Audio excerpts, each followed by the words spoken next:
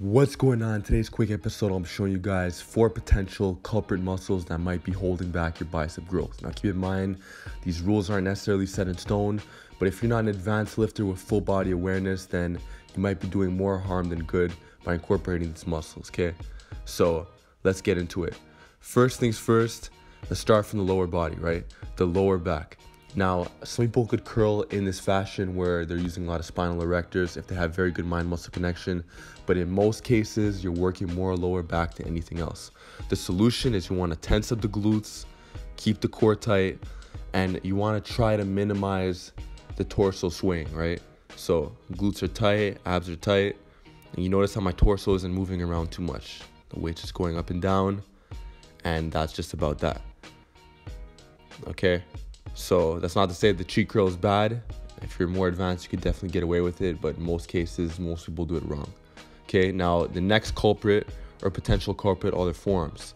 So the forearms like to flex, and a lot of people who have strong forearms like to use their forearms a lot on the curls. You'll see they'll do a wrist curl when they're doing their bicep curls, and this takes away from the work that the biceps have to do. So what you want to do instead is you don't want to extend the wrist too much, you don't want to flex it too much, you want to keep it more on the stationary side. And some bodybuilders actually like to extend the wrist a little bit, but in today's video I'll just be telling you guys, just keep it straight. Okay, so when you do this, you're minimizing the forearm activation and you're really working the biceps. Okay, the third culprit are the front delts. The front delts like to jump into everything that we do, especially a lot of arm work, at least in my opinion. So you want to try to minimize the front raise activation, or should I say front delt activation when doing your curls. Now, some people could get away with this, and some people actually argue that you get more range of motion when doing it this way by doing that front delt, front raise movement.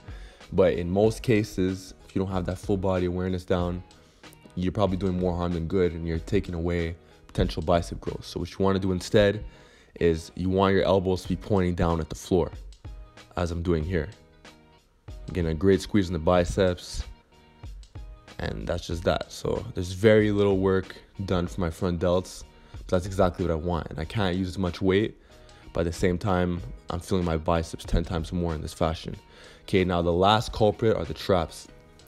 I talk a lot about the traps on this channel with snatch, grip lifts, high pulls and stuff like that, shrugs. And a lot of people, when they start doing their curls very heavy, they tend to shrug a lot, okay?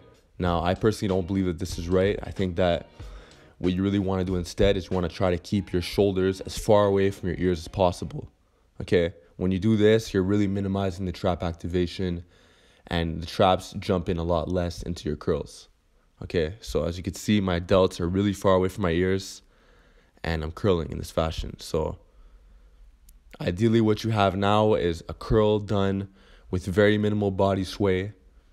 So there's very little low back. I'm not doing a front delt, front raise motion, so there's very little delt.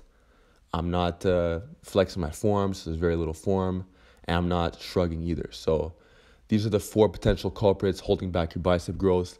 Let me know what you think in the comment section below. Do you curl in this fashion? And with that, I'll see you guys in the next episode.